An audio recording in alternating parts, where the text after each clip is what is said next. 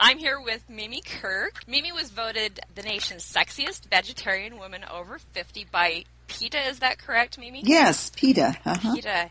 That is so awesome. So I've been watching your videos. You've been interviewed quite a bit since you achieved this title.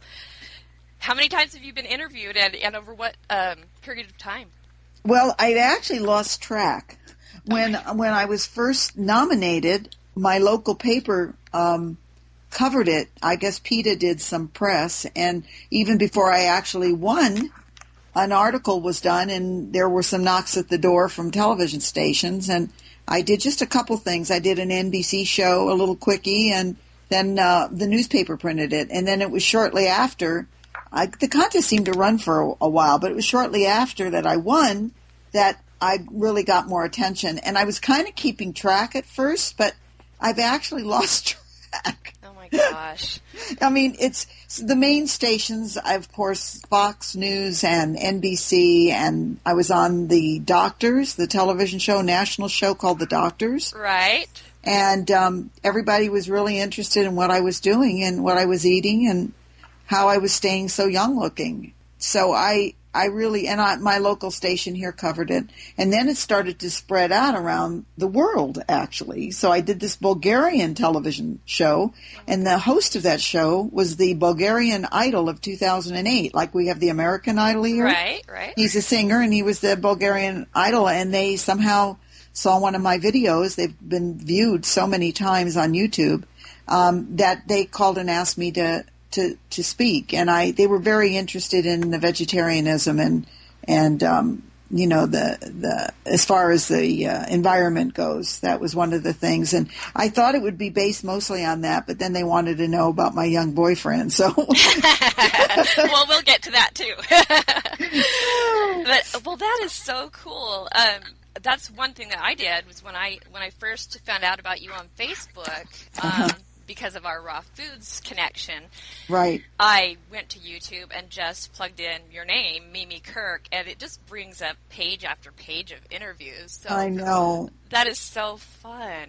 I know. It really has been fun. I sold my company about a year and a half ago and to retire, and my kids were all joking with me. They said, "You're never going to retire. You're going to be doing something else." And I was like, "No, I don't think so. This is kind of fun, just taking care of my garden and hanging out." Right. My boyfriend's retired. We traveled, and then all of a sudden I'm on my Facebook page, and I saw on the side bar where they have advertisements that PETA, the Ethical Protection of Animal Group, was having a contest for the sexiest vegetarian over 50. So I just entered it and answered a few questions. I didn't even tell anyone. And then I got this long questionnaire, and then it kept proceeding, and then I got a phone call. It was on speakerphone, so I knew that I was at least being considered. And 2 weeks after that, they said that they chose me as one of the top 10 women.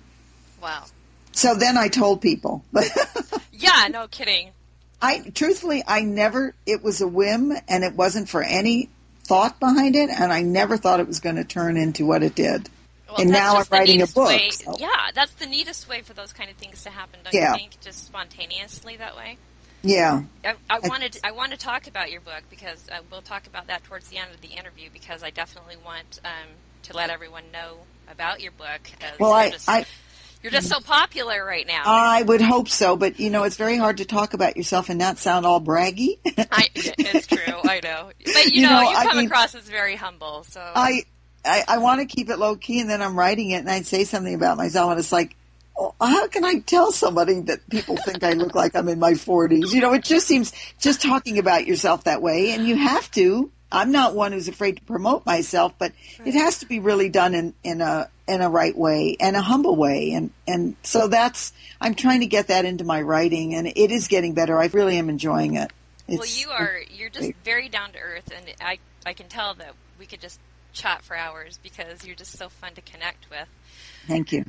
I would, the approach that I kind of would like to take, I know that a lot of people have asked you a lot of questions, and there seems to be, some pretty similar threads, and a lot of people could just go to YouTube and look at the videos that are already there. So I'd like to take a little different approach if I could, and focus mostly on the raw foods aspect, Right. since this is for 80% raw.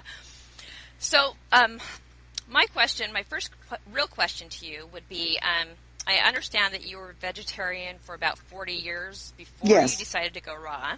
Yes. And that you've only been raw for about 1.5 to 2 years now. 2 years, yeah. Okay.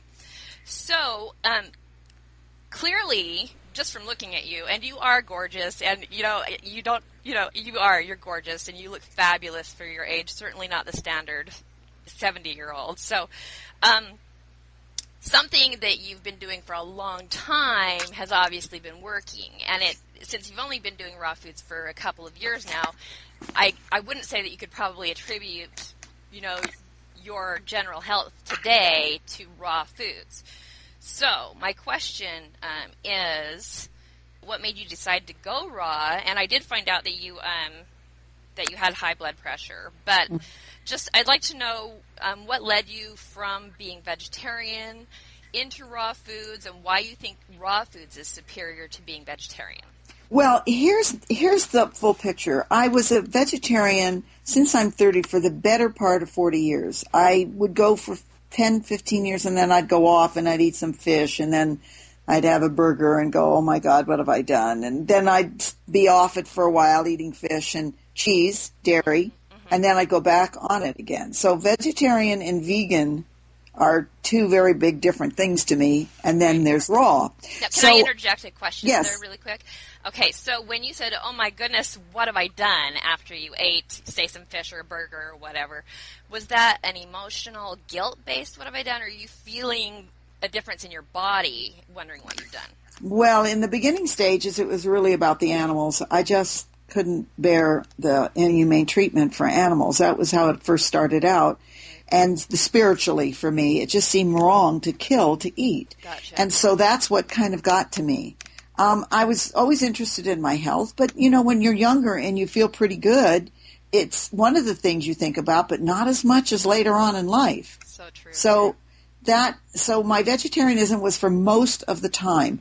Before I turned raw for the last few years, I was mostly vegetarian, but when I met my boyfriend 8 years ago, he wasn't a vegetarian. He liked vegetarian food, but he wasn't mainly a vegetarian. So I was cooking for him and eating meat and chicken and fish. I was eating in the last few years. On and off, I would have some of that, along with all my vegetarian diet. Right. Cheese, dairy, was always a very difficult thing for me to give up.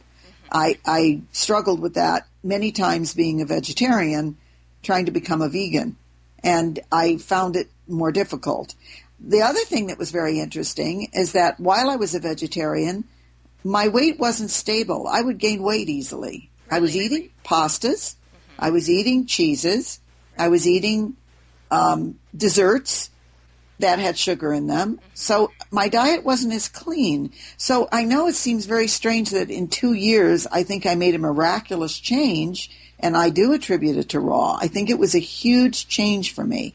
And I have a lot of feelings about 100% raw or 80% raw, but and I don't think there's much difference, truthfully, except for me it just works to be all raw. I don't get back into eating cooked foods or steamed foods or anything, which I think is addictive in some way. Right, so right. For me, at my age, I don't have time to mess around. I might as well just go all raw. You just went 100% raw. Exactly. Yeah, that's what I figured. And seriously, probably if I was younger, I'd be partly raw and maybe eat some steamed vegetables and something else. I don't know. But because I want to maintain my health, and I improved my health, and I'm still improving it, although feel like I'm 20.